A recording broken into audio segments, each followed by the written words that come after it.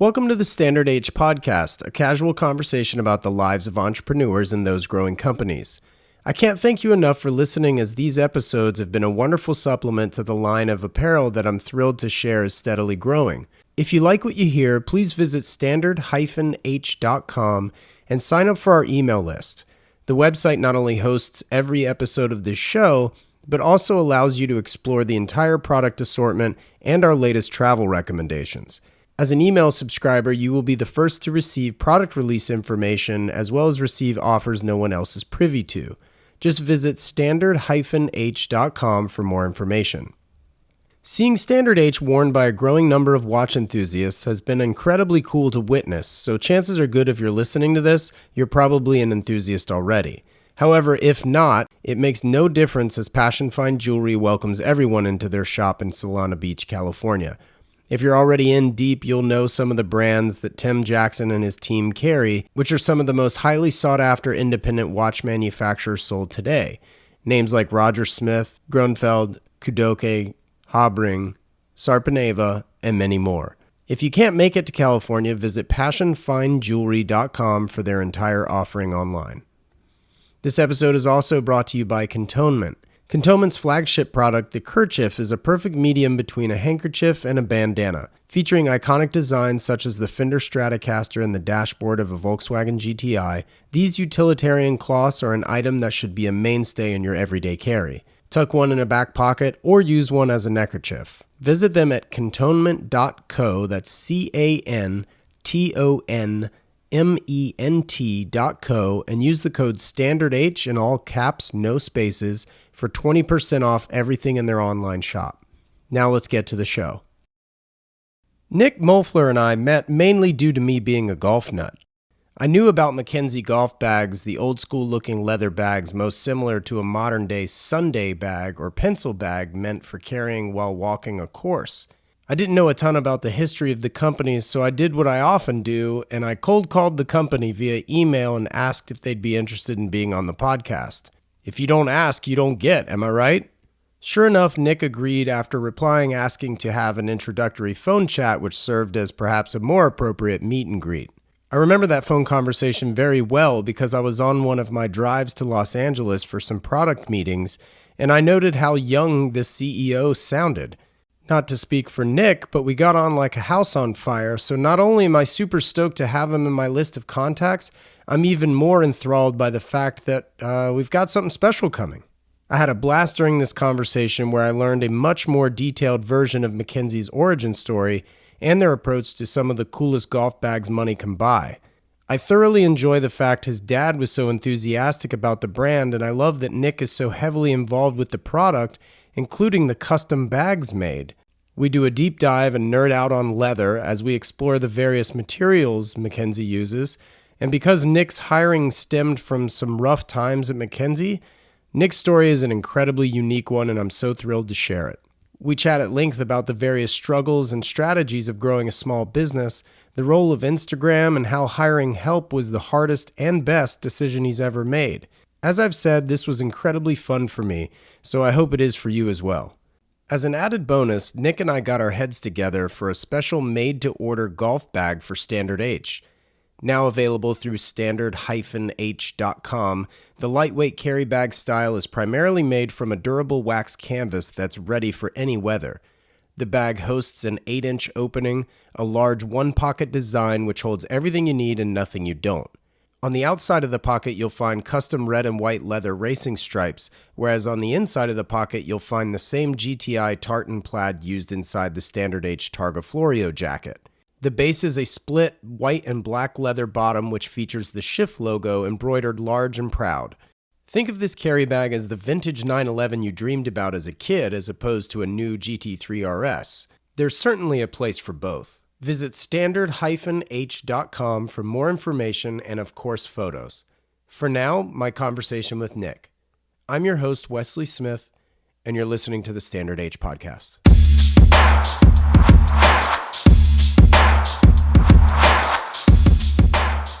But yeah, man, it's good to get the FaceTime, even though, you know, we've never met in person and stuff. I'm stoked to have you on the show. I'm excited to share sort of the MacKenzie story as well because I try to do some research and then none at all at the same time, just due to the fact that I like to hear the story and react to it the way maybe an audience person can.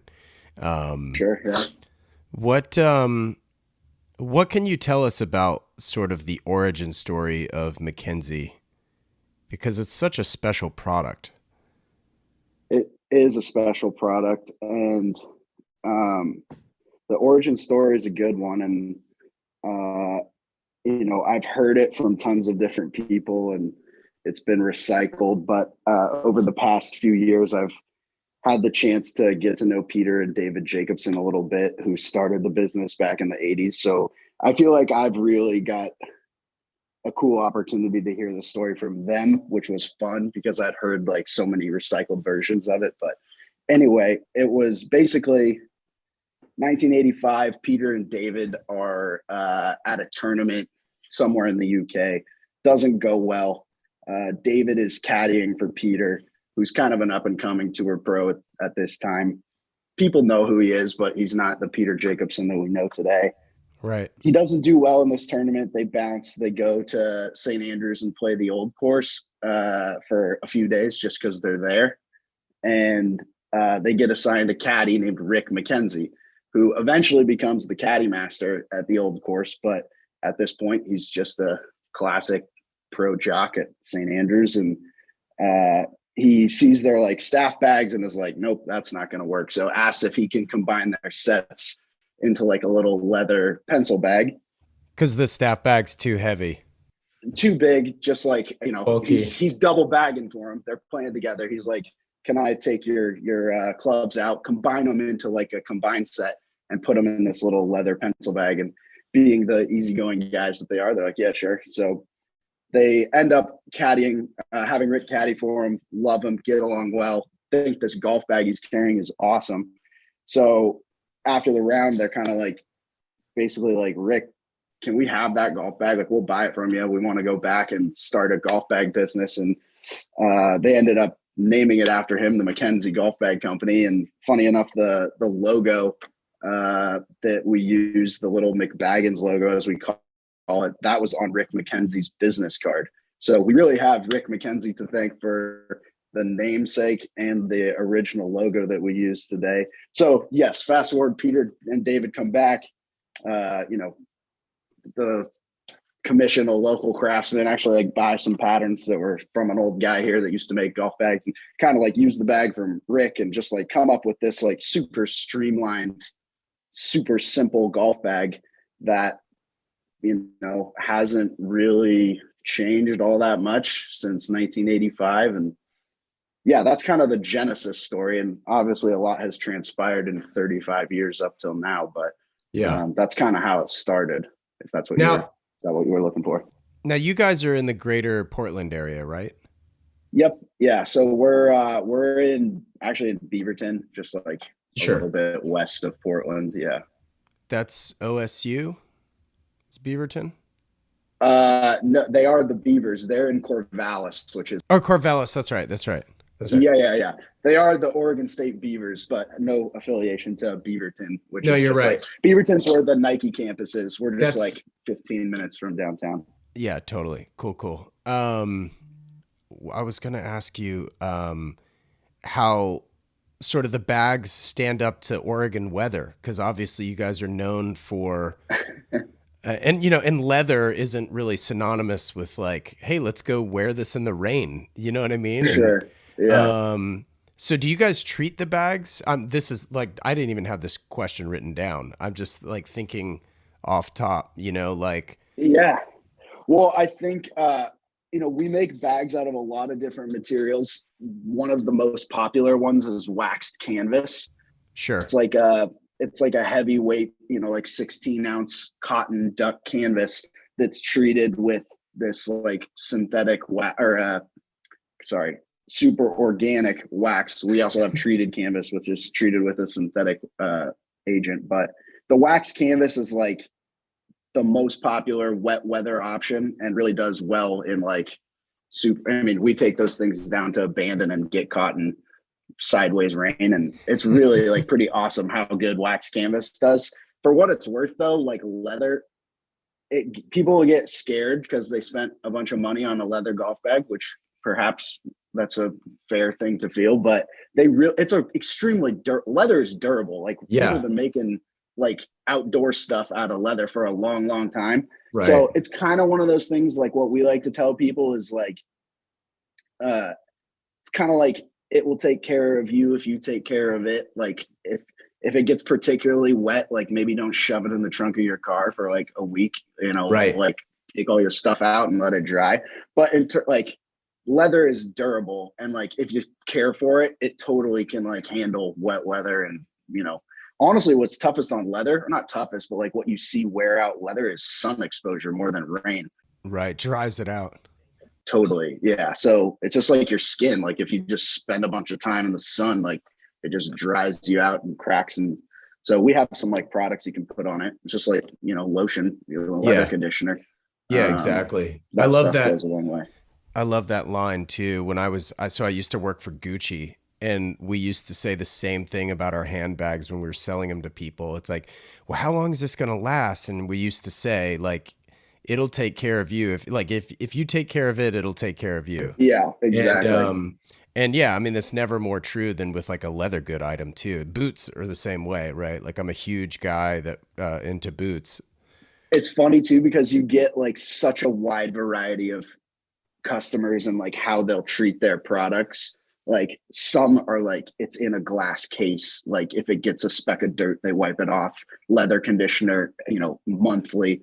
Yeah. Others like run it over with their car, don't care. Like Right. just like beat the heck out of it. So you get a Yeah. wide variety of people treating their products a certain way. Do you guys source your materials from like the same types of people that like Peter was doing in the 80s? Like are you working with US tanneries? Like where do you get your like fabrics and your materials from? Uh, so a lot of that has been improved dramatically. So the types of materials and the quality of the leather that we were using back in the day, it's a lot better now. So Okay. um, we source all of our, like I was talking about the wax canvas and treated canvas. We source all of that from one of the oldest fabric finishers in the country. They've been around since like the early 1900s. Super, super high quality stuff. They're on the East Coast. So that's where we get all the like base material for the canvas. Leather, our distributors in the US, some of the hides are American, a lot of them are German. Mm, But yeah, we use a variety of different types of leathers. We've also been doing a lot more work with Horween leather. sure. They're out of Chicago. Yep. If you're into boots or watch straps and stuff like that, you'll see that. So it's kind of wild because that like we use their Chrome XL leather a lot. It's used a lot for like smaller like wallets and stuff, and we Yes. buy it and turn it into golf bags. It's like kind of a ridiculous amount of like a really cool leather to put into a golf Well, bag, but that's it's such a great material because there's such a high oil content in it. So it's like super resilient and malleable for that reason. totally. Like those like people who wear like Wolverine 1,000 mile boots, like those are pretty much all Horween's Chrome XL, which, if those out there, most guys that wear the boots already know this, but yeah, it's an amazing leather and obviously a storied history there at Horween as well. Yeah, it's really cool. If anybody's interested in it, they actually have a pretty cool website that just like gives you kind of like a rundown of how long they've been around. And like you said, that they really have nailed that process of like pressing those oils and waxes into that leather. Their vegetable tan leathers are some of the like most amazing. And then they actually have a new leather that we just made a golf bag out of called Montana. Okay. It's like double tan. So the two main types of leather are like chrome tan leather and vegetable tanned leather. Each has its own like advantages. This like new Montana leather is like double tan, so it's like all supposedly like all the good parts of vegetable tanned leather, which is like strength and rigidity, and then all the good parts of chrome tan leather, which would be like soft, supple pull up, smashed into one. So it's like Really? this super sick leather. Yeah, it's their newest hide. It's called Montana. Um, so yeah, Horween's amazing. And we've just started in the last probably 3 years using more and more of that. But yeah, I think we're pretty nimble with like what we like to kind of keep. I would say I kind of alluded to earlier, like the bag's not that different from 85 or whatever, which is true in a lot of senses. Like the silhouette, we try to like honor, right? Like one strap, one pocket, one divider, no frills. Like that's kind of our like, lighthouse, if you will. And we'll steer, people like bells and whistles and want an air tag in their bag or want some, football jersey turned into a pocket. Cool. But like the ethos has remained the same. So the silhouette is the same as 85, but like all the stuff we're doing, the things we're making the bags out of, the, like little things that people don't think about that we've changed, where like to the untrained eye, it looks really similar, but like it's actually quite different from like an engineering standpoint. Like tons of parts of the bag are folded and stitched over like vinyl, like heavyweight vinyl, like 18 gauge vinyl. So it's like you wouldn't know that underneath your handle is a big piece of vinyl, but like that's why it's so durable. Mm. And then just like our stainless steel top rings, like there's a machine shop that makes like engine parts 20 minutes away that makes us these crazy sturdy stainless steel top rings. Like the strap, like all the stuff, every time we like see a repair bag come back, we kind of like learn from it. Right. And like it's usually the same stuff. And then we're like, okay, what can we do to make this not happen? And like, what can we do to, just like always paying attention to that stuff. And like, I think we've kind of like always done that. And that's why the product is like, just sort of like evolved a little bit. And that's why it lasts a long time, I guess. Like just pay attention to what's maybe coming back as a repair and try and fix the problem. And you'll in 35 years, you're probably going to have a decent product. So Yeah, if something fails, like see why it failed. I mean, I'm sure like NASA does the same thing, right? Like if they right. try to engineer stuff. I mean, granted, this is a golf bag and far fewer moving parts, but I'm saying Yeah, like no kidding. you just look at like where the failures are in durability, et cetera, and kind of fix the problem from there. But yeah, that's super cool. Are you from Oregon originally? Mm-hmm. Yep. I was Cool. born and raised here. And then I went to college in California and lived there for a little while after I graduated and then moved back up here. Where did you go to school? Chapman University. Yeah. Did you Yeah. Orange. Yeah, exactly. That's like an hour from my house. Where are you at again? San Diego. Oh, okay. Yeah. We Yeah, talked yeah. about that. Okay. Um, what did you study at Chapman? I studied business. Okay. Yeah. Business. And then I got a minor in leadership. And yeah, then honestly started working for MacKenzie like right as I graduated. That's kind of a long story, but I was kind of like working back in the day. I was doing just like sales for MacKenzie and was basically like the West Coast rep and like traveling all over the place. And then many things transpired, and I ended up moving back to Portland and kind of we shifted strategies as a company a little bit, and now I'm here steering the ship from home base. So, who can you expand on that at all, or is Sure. I how can I go like 5 minutes into this and just give you my story with MacKenzie and how I got involved? dude? That's why I'm hosting you on the show. Okay. So my dad was an Evans Scholar. Are you familiar with the Evans Scholarship? It's a caddy scholarship. They've sent like 10,000 kids to college full tuition that are all caddies. Super rad. Amazing. So that's how my dad went to college anyway. He goes to there's an auction. I actually just went to it this past Monday. But MacKenzie, back in the day, this is 2013 or 2014, donated a golf bag to the auction every year. My dad was at that auction, ended up buying the golf bag at the auction, goes to goes to like collect his golf bag and make it, and falls in love with this cool little business. This is right as I'm graduating from college. My dad is kind of like retired. He sold his business. He was in the soap business for a long time, and just like goes to do this golf bag and falls in love with this little business, and asks me as I'm graduating, like, hey, this business is like struggling a little bit. The product's really cool. Would you be interested in like coming and helping me like run this thing?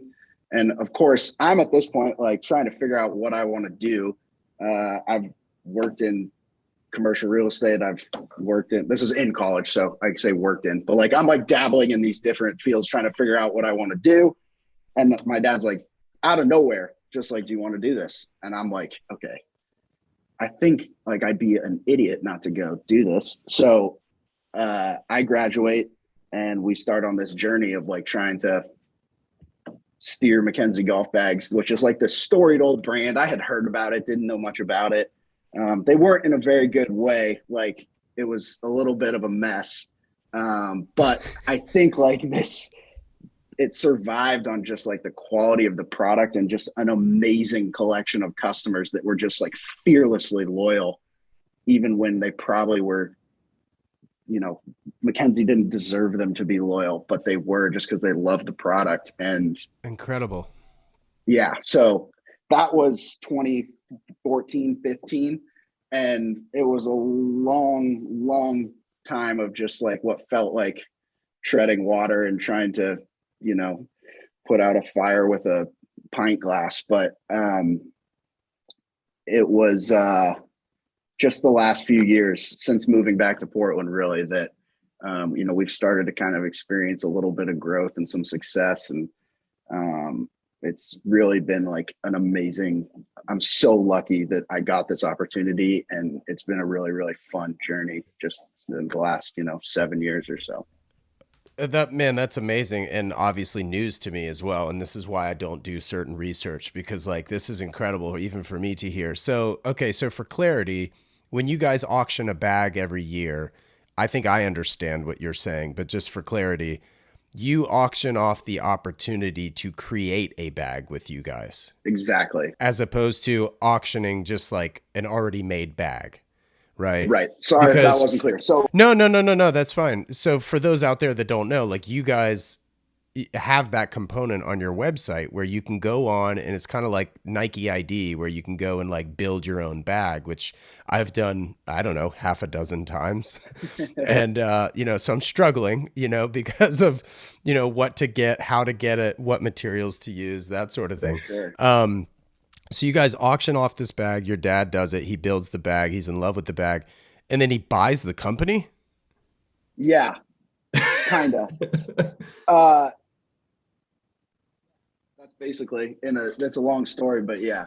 But like how, so I guess through the bag building process, he's in multitudes of conversations with the owners or then owners and says like, how are you guys doing? And they're like, not good. Like that's exactly how it went. So in the process of designing this bag, finds out that like things are not going well. So he's like, hey, I'm in a position where I can I'm like sitting around not doing much, playing a bunch of golf. Like I retired 5 years ago, does some stuff to keep himself busy, but like this is a cool opportunity. So I think they were in a position where they really needed some help. He was in a position where he kind of wanted to and could, and that's how, we kind of got involved. And I think, it was just a cool opportunity for him and I to work together. And I think he knew that too. And that's awesome. It's, I guess too, for clarity's sake. So like to anybody listening, we make golf bags and they're all like custom and you can go on our website and, like do the deal. Like you said, Nike ID, a golf bag, but we also like talk to people a bunch, and we kind of try to like create this like thing where we're sort of like, if you went to go get like a custom suit, right? Yeah, totally. Go see the tailor and they'd be measuring you, showing you a book of all the different fabrics. And like, we try to have created that sort of like customer experience, but like retroactively, because you can come build a golf bag at our shop, but like that's what we want it to feel like when you come like honestly, the best way to get a MacKenzie is to like just email our info at email address or literally call us on the phone, and you'll get me, Ian, or Alec, and like we're just gonna like chat with you like we're chatting right now and help you like understand what's going on and make a golf bag. That's it. That's incredible. So how big is the team? We have 12 employees now. Cool. So the three I just mentioned, myself, Alec, and Ian, are sort of the like customer facing side of the business. So we're handling everything from answering the phone, taking orders, dealing with our wholesale customers, Instagram, shipping stuff, like all that kind of stuff is just the three of us. And Yeah. then the rest of the team are just amazingly talented craftsmen and women that help us put this stuff together. Okay. Oh, I'm kind of curious to ask you one more thing about the Montana leather, actually. Are you guys, or is Horween, I guess, are they limited at all by color or things like that? Is it more of like a natural looking type of material? Okay. So it's not like, dyed or vegetable tanned or as far as like the coloring goes. They have different colors, but like not a ton. Okay. The majority, like most, like the leather we use a lot of, our favorite hide, it's like a chrome tanned full grain, like semi-aniline leather. We have like, I don't know, I'm looking at here, bear with me. Yeah, sure. Like this is the color palette. We're looking at, I don't know, 40 different colors. And that's the Montana? No, that's like our regular, that's what we use mostly for everything. But Got like it. Montana comes in like maybe 3 colors. I don't know. Yeah. So we like use it, but like sparingly. And same with Chrome XL. I think it maybe comes in like 5 colors. Yeah. Yeah. Yeah. 3 of which are some version of a brown. Right. But yeah, I think that's been for us, the like Montana and the Chrome XL, any of that Horween stuff has been like specialty, projects. Like, we've just used it for like some shop specials and people that like know about it and want to use it. Yeah. But yeah, What that was Montana's cool. when you said that, like, the business was struggling, obviously, like, what were some of the shortcomings of the business when your dad was speaking to them? Was it manufacturing? Was it sales? Like, where was the brand like not hitting on all cylinders? The brand was, I think there was some organizational issues that were just like a little, they just were kind of like holding themselves back a little bit and not organized in a lot of ways. And I think they kind of just like had this, what I think we were really fortunate because like in some ways it felt like when we got involved, it felt like a startup, right? Like we have to like build systems and like do all this stuff that like this is unorganized, so we need to make it organized. It felt like a startup in that way. But on the other side of that coin, like this business had this brand that was like this ember that was like in danger of going out, like if it was mistreated any further. But like Right. it was such a such a powerful like tool to have this like little brand that like if we blew on this ember, like it was strong. Like you knew it was there. The like customer loyalty, the history, the quality of the product, like the brand identity was there. It was just needed to be like coddled. So like in some ways we had a huge advantage in this like awesome little brand that just needed some help. But Yeah. also it felt at times like, and like just this is crazy. It felt like a startup. Like there's no systems in place to make things go smoothly. Right. Right. Yeah, And so your dad, having done his soap business, probably lended itself to understanding how to organize and such.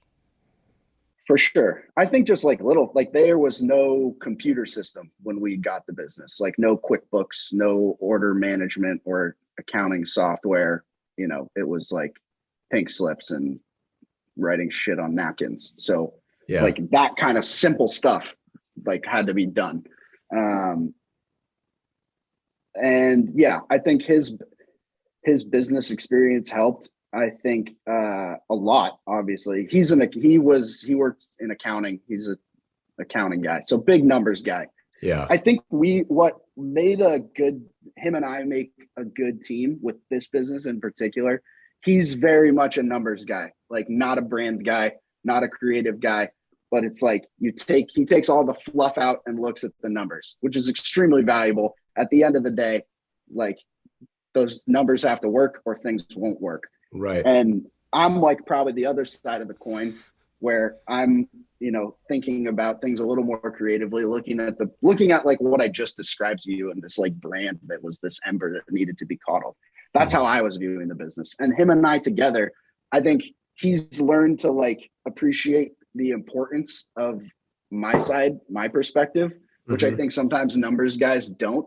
And I've learned a ton from him on just like the value of his perspective and looking at the numbers of a business, which you need someone that knows about that. You're not going to just learn it on your own. So I think we made a pretty good team, which he probably knew that we would. So credit to him there. But yeah.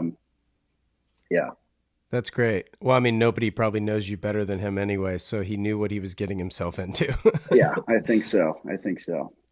You guys have done partnerships with like resorts and stuff like that, like, and supplying bags for like rental clubs at certain areas and such. Like, how do some of those relationships come about? Like, do you guys reach out to say Bandon, or do they come to you?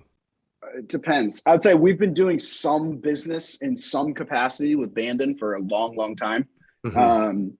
Like now what's happening between us and Bandon is we have bags for sale on their website. Okay. So nothing really in the pro shops, but if people want MacKenzie's, they can go on the Bandon website. They can pick, we have one for each course actually. They can put their initials on it and then we make it to order and drop ship it for them. Sweet. So that's kind of the program with Bandon, which has actually worked really well. I think with and it's different with each spot. Like Pinehurst, for example, we're like doing a restock order for them right now. And what works well for them is having like bags on the floor and selling them off the floor. And we've sold a bunch of really cool number 2 and number 4 bags through Pinehurst. Whereas Bandon is like, we don't want to sit on like $20,000 worth of golf bags. Let's just, sell them through the website, which has worked really well there too. So like, it's just, each place is kind of different. And I think the last thing we want to do is like sell a bunch of golf bags to someone and then they like sit on them and don't sell them for a long time. And then by the time they've sold them all, they don't want to buy anymore because they're like, that took forever. Like we're like always looking to be like, okay, this is an expensive product. It's not lost on us. Like what's going to work well for like all parties involved here where like your customer's happy, the Bandon or Pinehurst is happy, and we're making golf bags, so we're happy. Like, let's make sure the triangle's working here. And we're like nimble, so that looks different at different places. And like we kind of have like a different little system for like, we do a bunch of stuff with like the Buck Club and Sugarloaf, and we just did stuff with Bogey Boys, which is really cool. You should check it out. They all the proceeds are going to Youth on Course, and we just did like 3 made to order bags that are drop shipped as well. Sweet. With Macklemore's brand up in Seattle, Bogey Boys. That's sick. But yeah, it's just like, it's cool. We get to work with different people. And like I said, just every project's its own sort of adventure. So we get to kind of have a different program for whatever the case may be. Yeah, this question may be kind of adjacent to redundant here, but like I imagine the bulk of your business is direct to consumer, obviously. So what would you say is the importance of the different channels and or wholesale? Like, is that like, are you growing either one in particular? I mean, obviously direct to consumer is always growing, hopefully, but for margin purposes. But like, how important is wholesale? Like, you guys do some green grass or country club stuff, it sounds like. Yeah, I think the big like when I said, if we rewind to when I was like saying I used to like travel and do sales, which I Yeah. did for MacKenzie. The strategy back then when we got started was like, we're going to have our not independent reps, like our own employees out there, like selling to green grass accounts and trying to sell golf bags. So paying to fly us around, go to hotels, try and sell stuff to country clubs, basically, and Right. resorts, whatever. And that just like, it was like 3 months. And I was like, okay, this is not like, this isn't it. This is not going to work. So over the course of time, I was like, okay, we need to 180 the strategy here. The entire focus needs to be on direct to consumer, and let's let the green grass wholesale chips fall where they may. Sure. That then, like, we didn't have an Instagram. Like, I started our Instagram at zero, and like, okay, let's go on MailChimp and like start to get some subscribers and like maybe email people. And like, we built this sort of like direct to consumer model. And by doing so, like the main way that like we have always sold a golf bag to a country club for the most part is like John Smith, who's a member at ABC Country Club, walks into his pro shop and goes, "Hey, HP, I want a MacKenzie bag with the logo on it. Can I order one?" And then the head pro reaches out to us. And like, we didn't do anything. He just knows about MacKenzie, goes into his pro shop, pro reaches out to us, we make him a golf bag. Sweet. Done. Yeah. Like that. So it's like, okay, let's no focus overhead. On yeah. Nothing. And like now that we've grown, like I've got some guys helping me with sales. Like we have people responsible for taking care of Bandon and Pinehurst and like focusing on tournament gifts and like just making sure every pro at the clubs that have bought from us a reasonable amount knows who they can talk to. And like, we're here for you. So like, it's not like we like don't care or ignore wholesale business, but like, it's sort of like we focus on that direct to consumer, and it almost like through like a backdoor way, like grew the wholesale business too. Because like for tournament gifts, for example, there's probably some committee with like a team of members that are like deciding what the tournament gift is going to be. And like the way we're going to like convince him to buy MacKenzie stuff is probably him seeing some like cool shit on Instagram, not like having some independent rep like kicking down doors trying to convince him that this is what he should get. Right. That whole just like let the chips fall where they may and focus on like directly communicating with our end customer has, I think, been a pretty. Also, I feel like I got super lucky because like as all this was transpiring was like 2016 or whatever, 17 maybe, was like golf Instagram's like boom of like, whoa, like what's happening? There's all these cool little like golf brands, like what? And we were like learning how to surf, and like a perfect wave came and just like brought us to shore. Timing. Yeah. Timing was extremely lucky with that. But yeah, I feel like it didn't take long for me to just be like, yeah, this is never going to work this way. We need to like 180 this. Yeah. Which like, I'm not like bragging, like anybody could have seen that. Like we're spending a ton of money. Yeah. Financial sense. Not making a ton of money. Like what are we doing? Yeah. Yeah. Your dad would probably jerk that chain real quick. Yeah. So what effect did COVID have on you? I think compared to like some of the others, not much really. But well, I was gonna say, did it help as a business? Like in terms of like affecting our growth, I would say we kind of had our big like booming growth year in 2019, and then like since then we've kind of just been on like a steady climb. And COVID, I don't feel like we like crushed it during COVID. Like we just kind of didn't affect us, is what it felt like. It affected like some of our supply chain stuff was a little. I think, again, I feel bad. Like, I'm not going to sit here and complain because so many people it was just brutally unfair. And realistically, like we had to deal with some issues, but in the grand scheme of things, our business stayed healthy. We were able to deal with the things that we needed to. Nobody got like really bad COVID on our team. Like we've kind of like, we made it through relatively unscathed, which is just like A godsend. I don't know what we did to Yeah. deserve that, but thank God. Yeah. Yeah. What happened, like, or like almost literally, like, what did you see happening in 2019 when it was that uptick? Was it more just an influx of orders due to like a tipping point, so to speak, or what was going on? I think you just like, it's hard to identify, but I think you kind of, we reached like,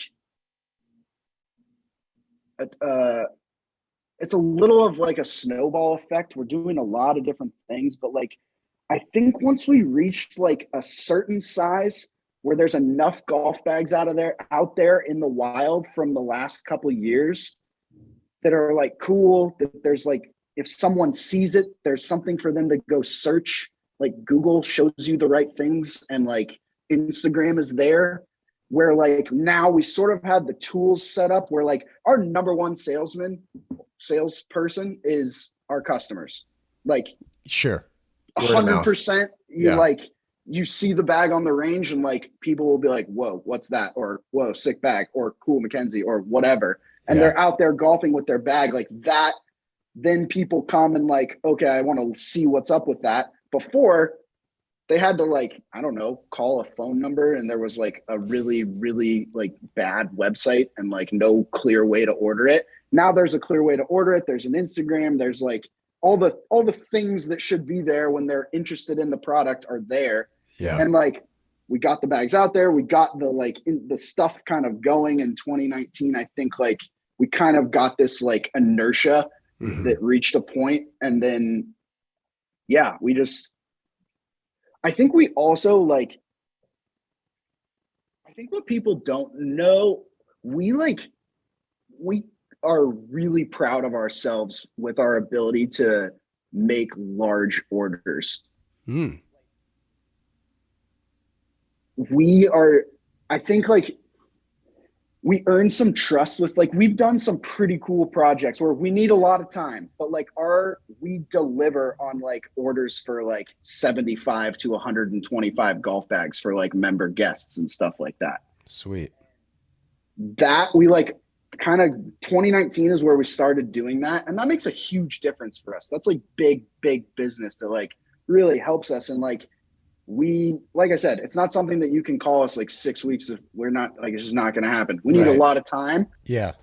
We've really gotten good at like making sure we like do what we need to do to make that stuff happen. So like the tournament gift business, I think in 2019 really started like, we kind of proved ourselves. We're like, okay, we just delivered like 125 bags for a member guest to Trinity Forest. Like then all those guys go out and like, dude, look what we got. And then like you started getting some more of that, like, you know, so that I think was another big part of like the kind of growth we've experienced. But dude, nothing's better than like wealthy men showing their friends what they have that their friends don't. It's, do you know what I mean? Totally. You know, they're just like, oh my God, I have to have one too. Oh, and I can customize it because, you know, I'm special and it needs to be this way. Like it's I think like, that's a good point. And like, sometimes when stuff feels like stressful or I'm like worried about something or like something didn't go right. Yeah. It's always good to remind myself that like we're selling golf bags to people that already have golf bags. Yes. Everything's going to be okay. Like just relax. Everything's fine. This is like not open heart surgery. Yeah. It's just golf bags. It's okay. Yeah, totally. Well, speaking of that and customization and everything, like you said, like the main leather that you're using, you have like 40 different swatches of colors, right? So what's like the most common order you get? Like, is there like oh yeah, we got another one of these today. Is it just like black leather or like what's the most commonly sold like kind of creation? So we kind of have these. So other thing we did like maybe a year and a half ago, we started building out like a shop section to our website, which was new for us, like ready ship. Like if you buy it from the shop section, like it's right there and we're going to put it in the mail the next day. So Sure. we have kind of our like tried and true, if you will, color combinations and varying configurations and materials. We probably have, I don't know, 10, few leather bags, few canvas bags, few nylon bags that are just like the tried and true colors that are like ready to ship. So those we obviously see a lot of. And like as it gets low, we'll just like make a bunch of them and kind of keep them in stock. And that was like, that's been a big thing for us too, because like it's still the same golf bag made the same way by the same people. It's just like some people don't want to wait 6 weeks for a golf bag. They want to give it as a gift now, or they just want it now or whatever. So Right. we've kind of like created that option for people. But to your question, which is like, what do you see a lot of, or like what's popular? It's where my mind immediately went is like, I kind of think we have like, if you were to like do a gross generalization, there's like two categories of customers. There's like ones that come in and like are like down for, they're trusting the rendering that we put together, and they're like down for something new. They're not looking at pictures of anything. They're like invested in the like me and you communicating about what this bag's going to look like and like having an original thing, which is awesome.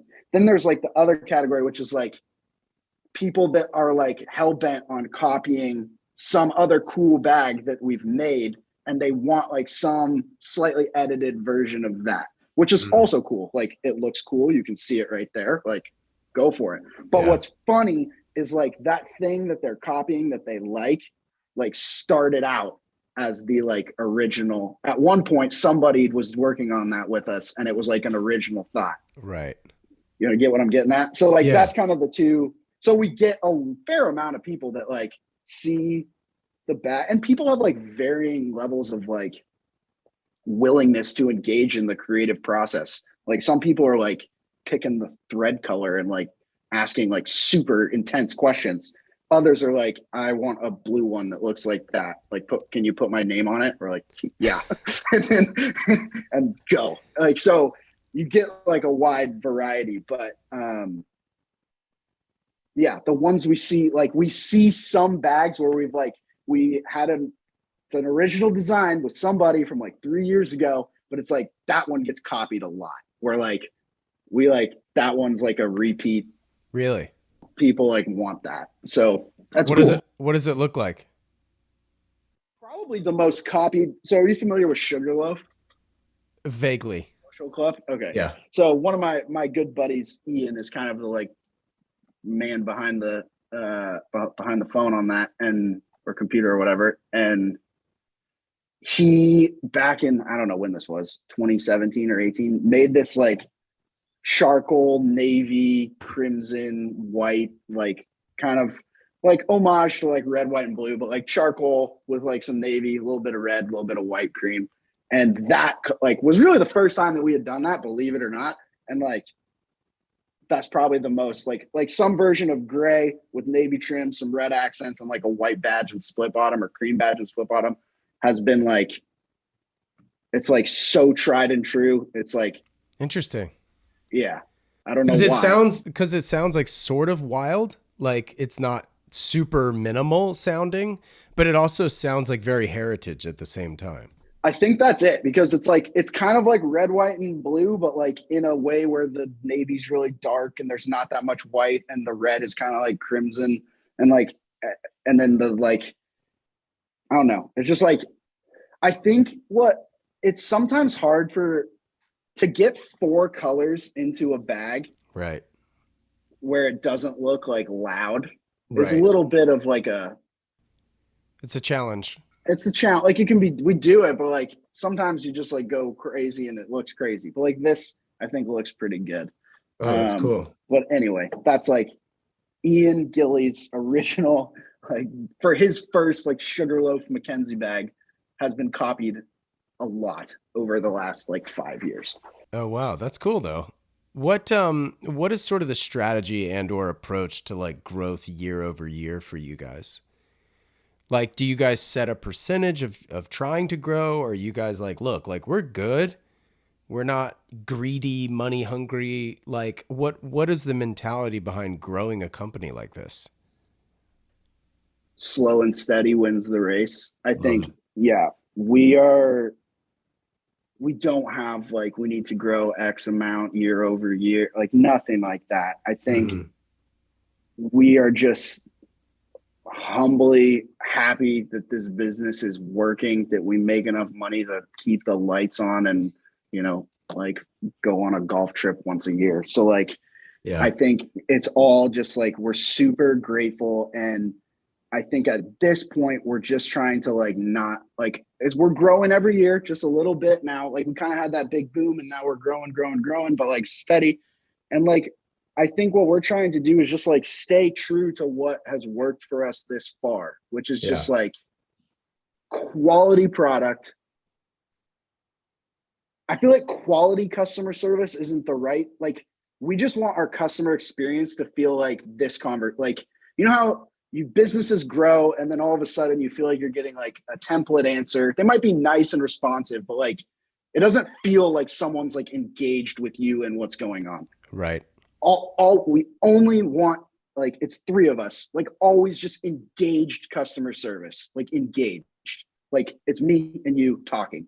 Uh, and then just like really honest social media stuff. Like, no, we've never done any like, you know, paid promotions or like follow and Right. like be, you know, subscribe to our mailing list to be entered to win like a set of whatever. Uh, so just like our social media strategy is just like, let's take pictures of the cool stuff that we do and put it up there. And like, isn't there, and I've always thought like I have more brand loyalty to the brands that I discover on my own versus the ones that I've been like spoon fed.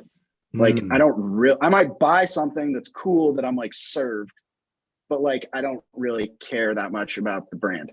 Yeah, you're like product driven at that point. Right. But Yeah. like if I go like if I found someone with this golf bag and I'm like, what is that? And then I go search it and I find it and I hit the follow button because the pictures are cool. Yeah. I'm That's a quality person that we want to engage with that is like likes us. Sure.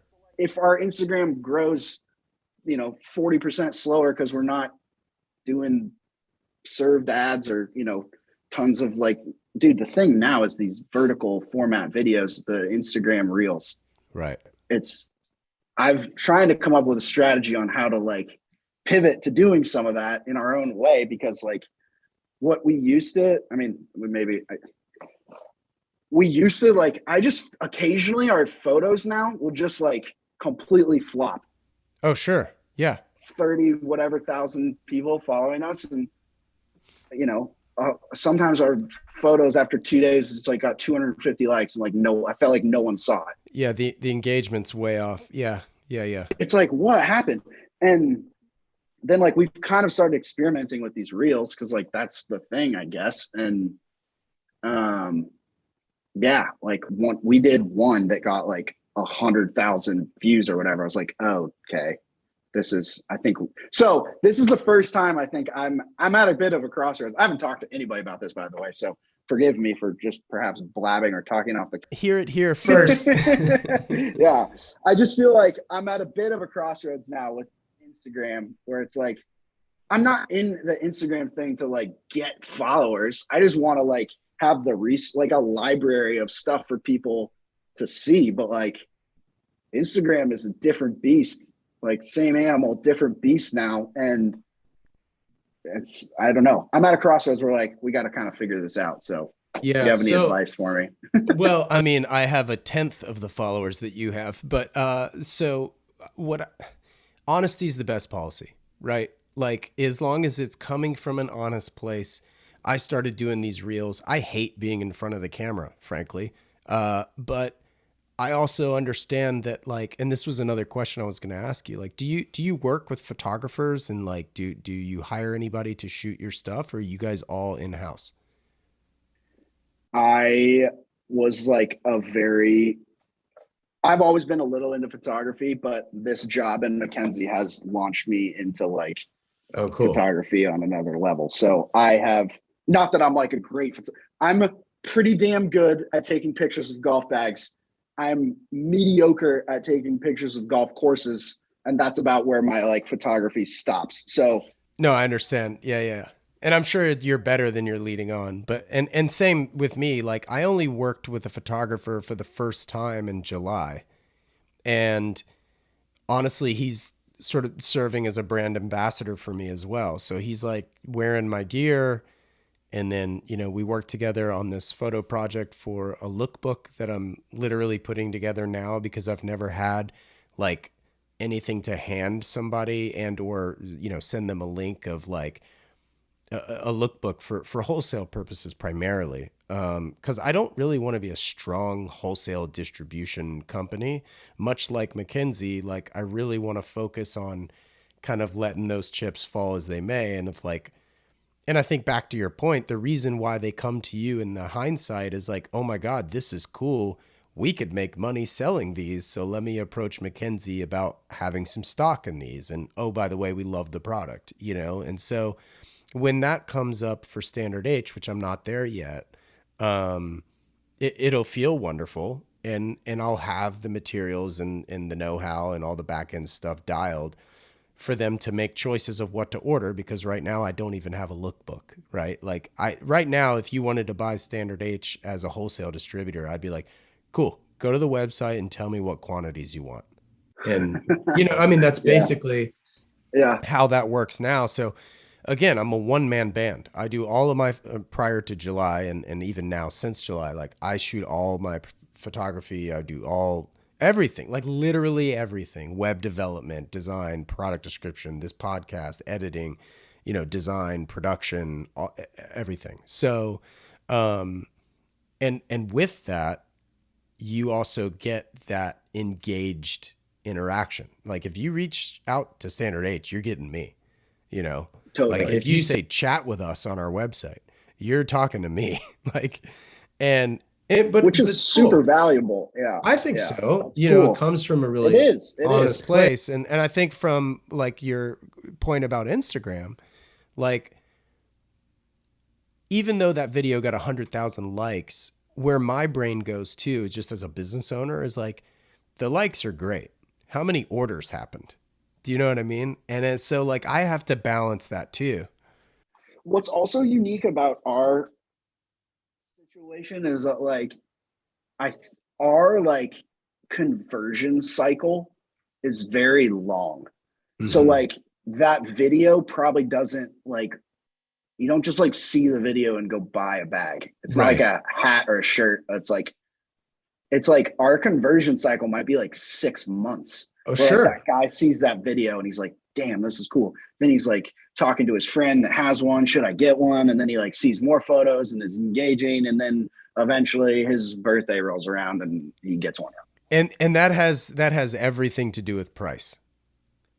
I think anything that's expensive, people got to give it some thought. I think it has to do with the price, but also the like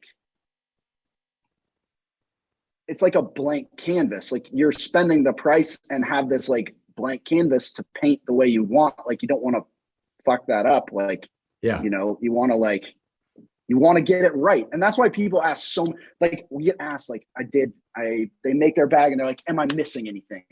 I'm like, no, you're not missing anything. But like they like want to make sure that like they did this the right way and they've considered all the like possible choices. And I think that's what drags out the process too for people. Is like you just don't want to mess it up. Like you're spending a bunch of money on a cool custom golf bag that you'll have for a really long time. Like don't do something that you'll regret, I guess. So like The, the, that's a the point of emphasis for people, I think.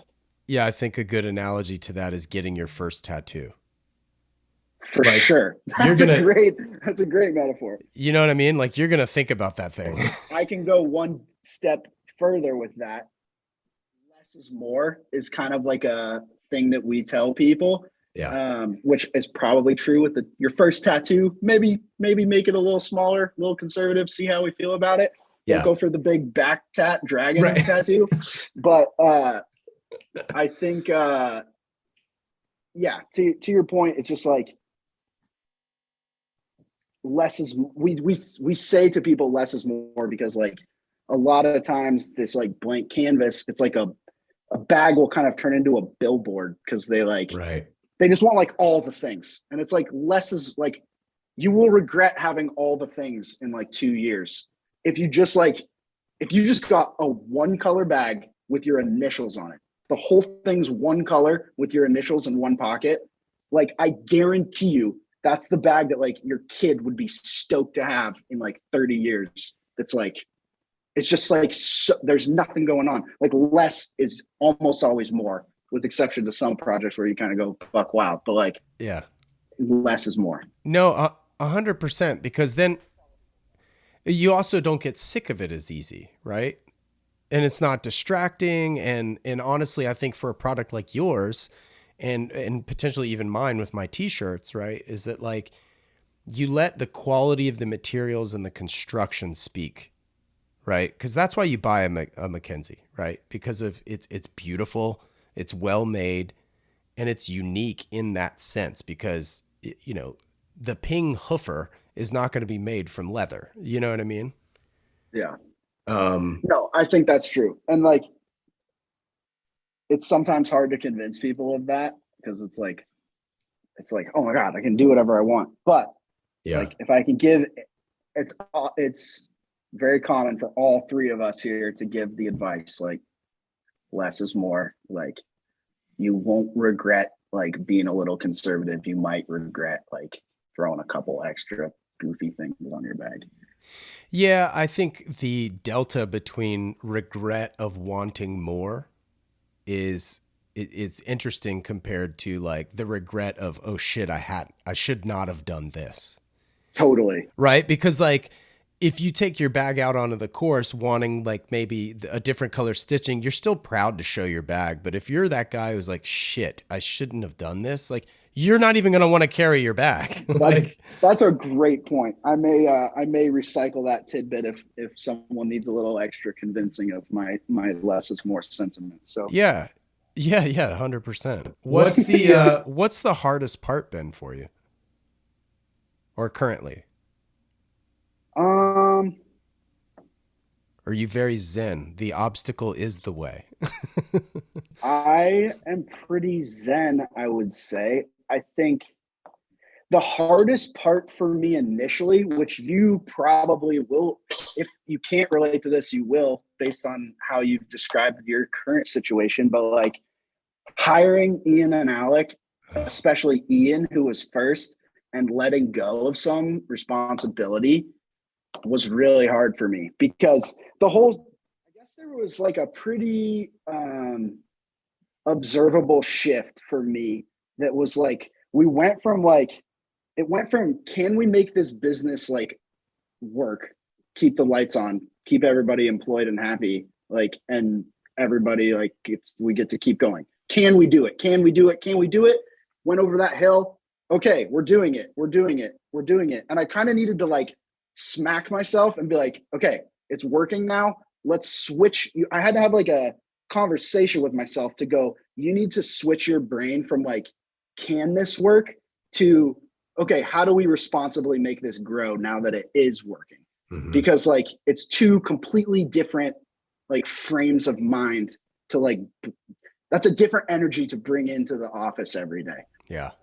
I had to like really like have that conversation with myself. And part of that was like hiring Ian. And like I needed help when I hired Ian because like there was a point there where like I was answering the phone like you. I was like finishing and shipping golf bags, answering the phone, doing info at, taking care of all the sales. Like I was just like, holy shit, like this is insane. So Yeah. Ian came, and even despite it being insane, like it's really difficult when you love something like and have put a lot of work into it and care about how it is done, to just like, here you go, you do it now. Like that's a hard thing to do. And I think it's a skill that I've like gotten better at and I'm still working on, just like, and now that I have Ian and Alec, like if I had to go back to doing it, like, nope, no, thank you. Like I'm out. Like I can't go back. Now Right. that I have them, it's like, okay, I was wrong to be like you need help. Like we need to be a team here. So that part was really hard.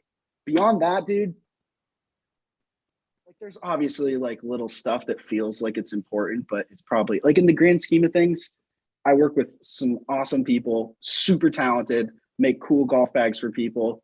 That's like a pretty low, like sometimes stuff goes wrong or we have to fix, like, it's okay though. It's just a golf bag. Right. Like we always make it right. Like our strategy with like when shit goes sideways, I view it as like you have two options. You can not take care of this person to a level that they're satisfied with, and they will be pissed and probably talk bad about you. Yeah. You can take care of them so well that's like unreasonably well, like something went wrong with your golf bag, keep it, we'll make you a new one. Okay, that costs us a bunch of time and money, but that person goes now, whoa, they took good care, and they go from being like someone that'll talk crap about you to like someone that's like, whoa. And like, so those are your two options. There's nothing in between. They either aren't going to like how it goes or they're going to like how it goes. And I choose make them like how it goes every single time, no matter how much it costs you, like do it. And so when you have that perspective, like the stuff that goes wrong, it's easier to brush off too. Like you don't feel that like anxiety of like, we messed this guy's thing up. And then we have to like butt heads with him and like not do it, just like take care of him. That almost makes the things that like go wrong, like you can kind of brush him off and he's all of a sudden your buddy because you just took good care of him. Yeah. That's like our whole approach. And I try to like, I do, Ian and Alec do the same thing. It's just like, take care of people and like your enemies become your friends like that. And enemies is probably a little intense. People who are upset become your buddies. So that's kind of our approach. And I'll speak for you on this one. That's not an invitation for all of you listening to order a bag, complain about something, and get a free bag. Get the hell out of here. Yes, exactly. But I think we're also like, we're like, if you're being completely unreasonable, right? And here's the thing, the secret to that: call people. Yeah, oh yeah. Being unreasonable asshole about something, I don't respond. I pick up the phone and I call him. Like, hey, my name's Nick. This is the details that you've laid out. This is how I look at it. Tell me how you look at it. Right. It's a lot harder to be a dick on the phone than it is in an email. So like, I'm fair. Like, let's lay out the situation. And a lot of times I'll put it back on the customer. I'm like, okay, here's how I view it. Tell me how you view it. What do you think is fair? Right. Exactly. Then it's like, okay, the ball's in your court. Like, let's see what you got. And that usually works pretty well. Yeah, dude, I love that. Are you married? I am not. I am very single, looking for a nice girl. I have a dog. That's it. That's cool. Hey, that's a start, dude. Just, walk the dog a lot. You'll get a lot of attention. Yeah. I tried when he was a cute little puppy. I was living in Northwest Portland in an apartment. I tried, but it didn't work. No, the only, the reason I ask for that, because that's an odd question. I don't think I've ever asked on this podcast before, but it's, it comes down to trust, right? In hiring people and like, delegating or trusting that somebody's going to do something for you when you're not the one doing it. And when you're single, you do everything in the house, right? But then when you get married, those responsibilities can be divvied up. And so anyway, that's a similar mentality. But the other thing I was going to piggyback on that sort of bit of the conversation was, I'm sure now in hindsight too, when you're thinking, and you're right, like one day I'm going to have to hire somebody and I'm freaking out about it at one point, but I know when it happens, it's just like starting the business. Like I waited years to start this business. And now the biggest regret I have is not having done it sooner. Right. And it's probably like hiring in that way. You know totally. what I mean? It's like it's like you're scared to go down the big, scary roller coaster. And once you do, you're like, that was amazing. That wasn't like, scary. It wasn't scary. Yeah. Yeah. And I think, I guess like, if I were to give anyone some advice, is like, try and like, step back and look at the situation as best you can, like unbiasedly from 30,000 feet, and then be like, okay, this needs to be done. Let's like approach it with that mindset, not the like, the mindset you had before the task needed to be done. Like totally. I was stuck in this, like, I do everything mindset.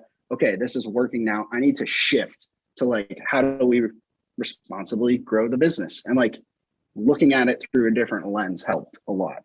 Yeah, that's cool. Well, obviously you're not married, you don't have children, but I heard this question recently and I thought it was kind of cool. Is if you could pick one trait about yourself to pass on to your children, what would it be? Ooh.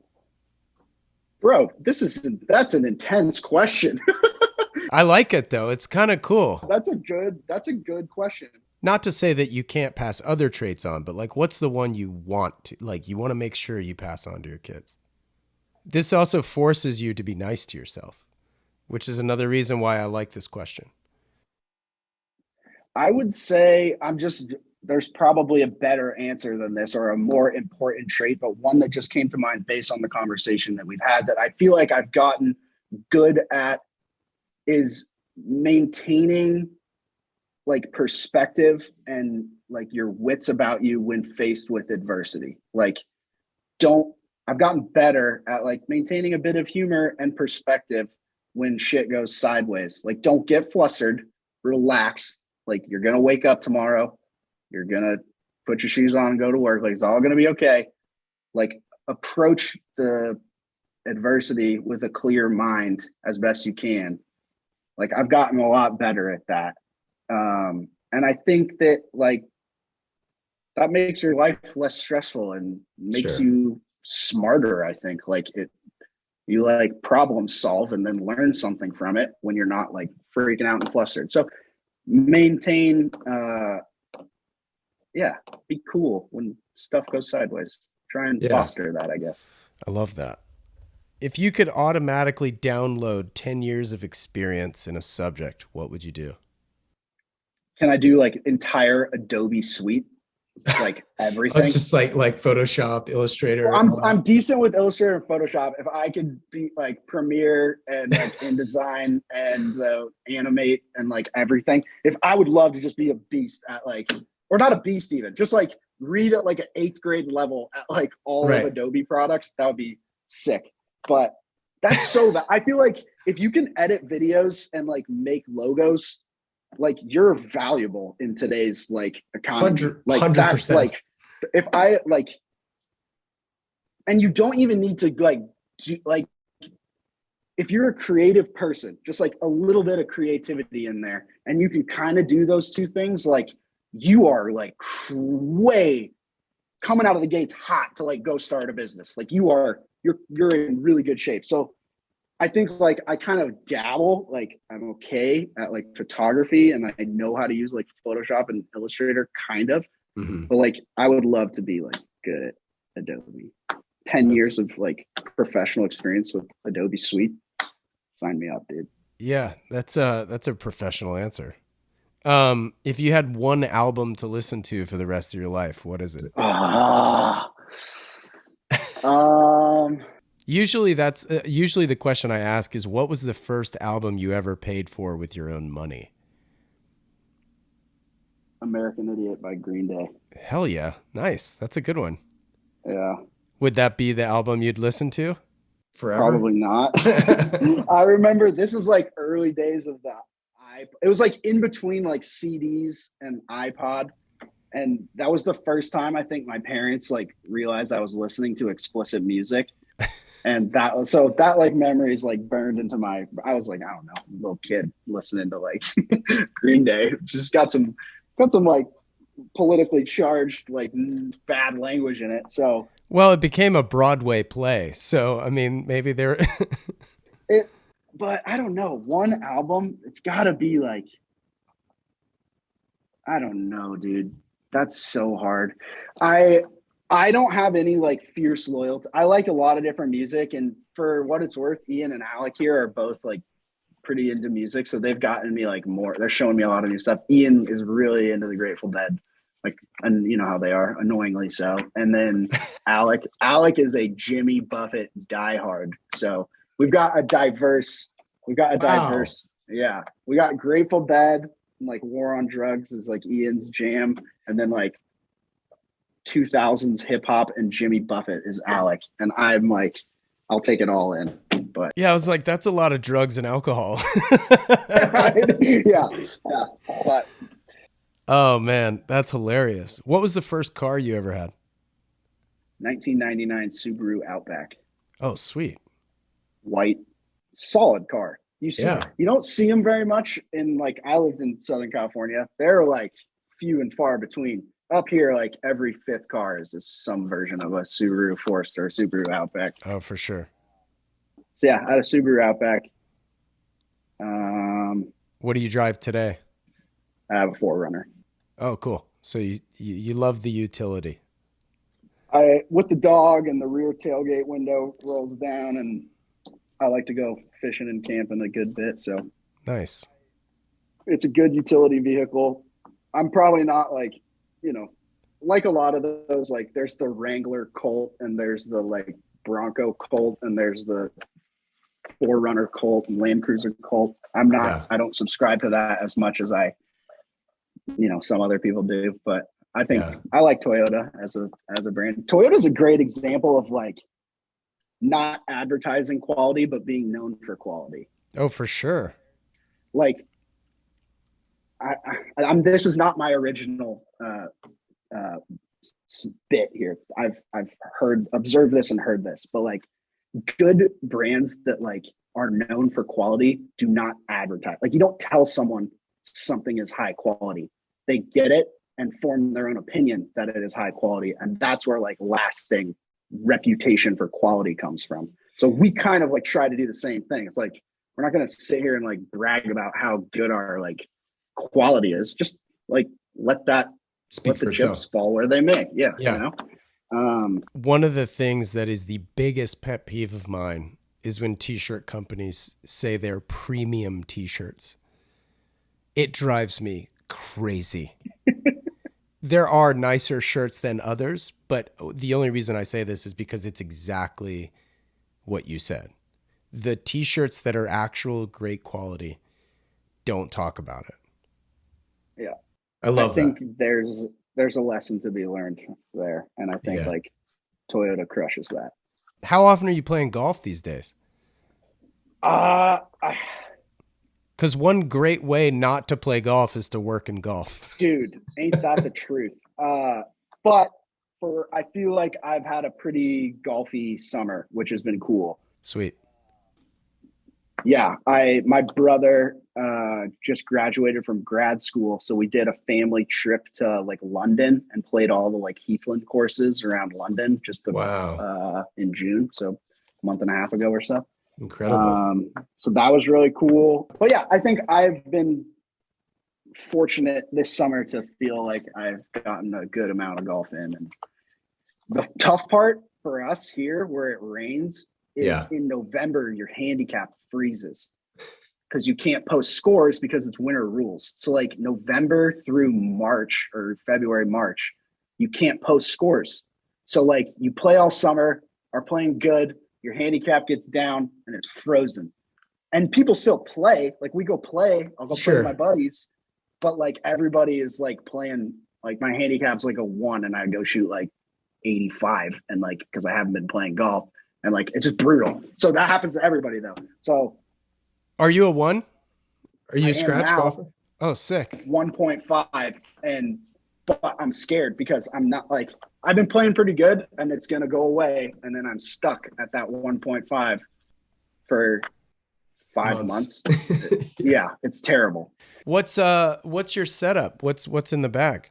And more importantly, what bag are you carrying?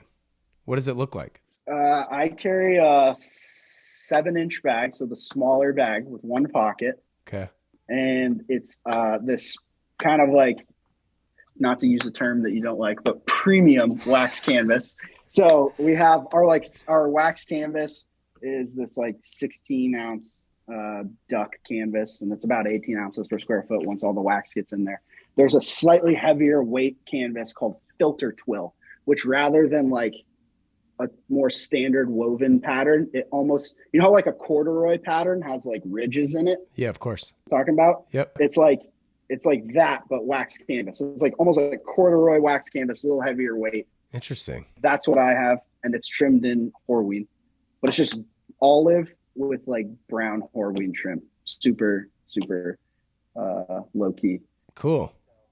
I don't know. I'm a pretty big Ping guy. I always use Ping irons, so I've got some Ping I210s. Their driver's great. Yeah, I have the 410. I'm hanging out waiting to pull the trigger on a 425, I think. But yeah, I think I've got some cool national custom wedges. And I just got a new putter from a guy named Kerry LaJosie in Australia. Okay. Makes like custom milled putters. And this other fella who's a good friend that works for us kind of part-time, his name's Zach, and he's super into club building like himself. So Cool. he's like enabled all of us golf nerds to like have a guy to help us build clubs. And through that, I've started getting into like regripping, and I bought like a shaft extractor and a little belt sander, and I'm starting to try and put my golf clubs together myself, which is kind of a fun. Oh, that's cool.